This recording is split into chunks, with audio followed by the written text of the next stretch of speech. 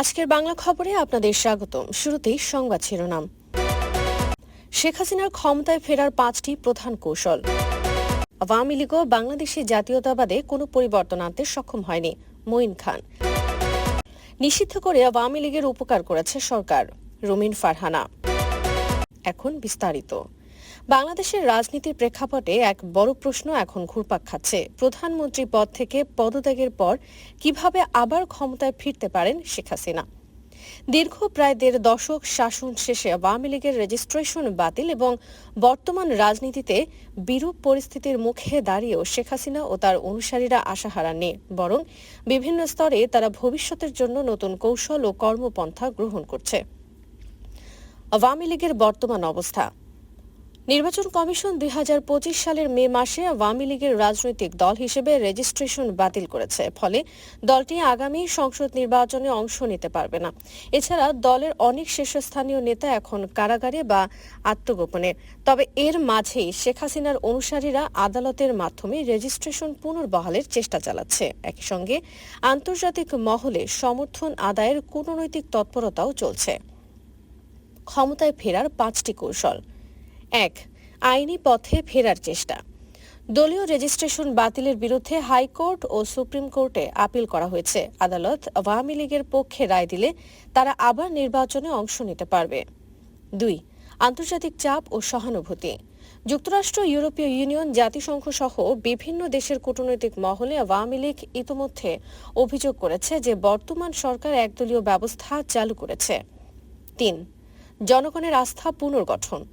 নতুন সামাজিক যোগাযোগ মাধ্যম এবং ডিজিটাল প্রচারণার মাধ্যমে শেখ হাসিনার উন্নয়ন কর্মকাণ্ড আবার তুলে ধরা হচ্ছে। তরুণ ভোটারদের কাছে পুরনো স্থিতিশীলতার বার্তা পৌঁছে দিতে কাজ চলছে। 4. অন্তর্বর্তীকালীন সরকারের ব্যর্থতা তুলে ধরা। বর্তমান সরকারের প্রশাসনিক দুর্বলতা, দ্রব্যমূল্যের ঊর্ধ্বগতি ও বেকারত্ব ইস্যুতে সাধারণ জনগণের মধ্যে ক্ষোভ বাড়ছে। এটিকে রাজনৈতিকভাবে কাজে লাগাতে চায় আওয়ামী লীগ। 5. নতুন নেতৃত্ব ও পুনর্গঠন। দলে নতুন প্রজন্মের নেতৃত্ব, বিশেষ করে শেখ হাসিনার ছেলে সজীব ওয়াজেদ জয়, সাবের হোসেন চৌধুরী প্রমুখদের সামনে আনা হচ্ছে। স্থানীয় পর্যায়ে সাংগঠনিক পুনর্গঠন শুরু হয়েছে। আন্তর্জাতিক সংলাপ ও সম্ভাব্য নির্বাচন। বিশ্ব রাজনীতিতে বাংলাদেশ নিয়ে উদ্বেগ বাড়ছে। আন্তর্জাতিক সম্প্রদায় চায় একটি অংশগ্রহণমূলক, অবাধ ও সুষ্ঠু নির্বাচন। শেখ হাসিনা এই সুযোগকে কাজে লাগিয়ে একটি জাতীয় ঐক্যমতের নির্বাচন অনুষ্ঠানের দাবি তুলতে পারেন, যেখানে সব দলের অংশগ্রহণ নিশ্চিত হবে। শেখ হাসিনার ক্ষমতায় ফেরা সহজ হবে না, কিন্তু সঠিক কৌশল, আইনি জয়, অগ্রগতি, আন্তর্জাতিক সমর্থন এবং জনগণের আস্থা পুনরুদ্ধার করতে পারলে তিনি আবারও রাজনীতির কেন্দ্রবিন্দুতে ফিরতে পারেন।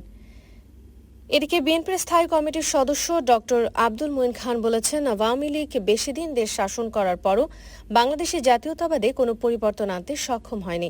শহীদ প্রেসিডেন্ট জিয়াউর রহমানের যে বাস্তবতা, যে যুক্তিবাদ, তার যে দর্শন, সে দর্শনকে আওয়ামী লীগও অস্বীকার করতে পারেনি।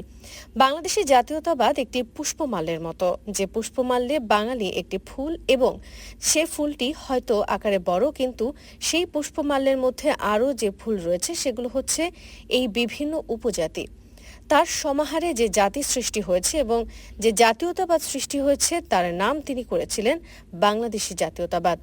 জিয়াউর রহমান বাংলাদেশের মানুষের কাছে গণতন্ত্র ফিরিয়ে দিয়েছিলেন উল্লেখ করে বিএনপির এই নেতা বলেন, আওয়ামী লীগ জাতীয় সংসদের ভেতরে মাত্র 11 মিনিটের ব্যবধানে গণতন্ত্রের কবর রচনা করে একদলীয় শাসন বাংলাদেশে কায়েম করেছিল।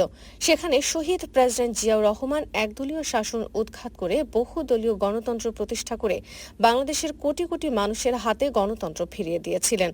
সভার প্রধান আলোচক অর্থনীতিবিদ অধ্যাপক ডক্টর মাহবুব উল্লাহ বলেন, এ শতকের মধ্যেই বৃহত্তর ভারত একাধিক জাতি রাষ্ট্রে খণ্ডে বিখণ্ড হয়ে যাবে। তবে ভারতবাসী কোনোভাবেই বৃহত্তর ভারতের মায়া ত্যাগ করতে পারবে না। তিনি বলেন, আমরা যতদিন না পর্যন্ত নিজেদের পরিচয় নিয়ে গর্ববোধ করতে পারব, ততদিন পর্যন্ত আমাদের সার্বভৌমত্ব চ্যালেঞ্জের মুখে থাকবে। বাংলা ভাষার সাথে বাঙালি মুসলমানের যে সম্পর্ক, তার মধ্যে কোনো সাম্প্রদায়িকতা নেই।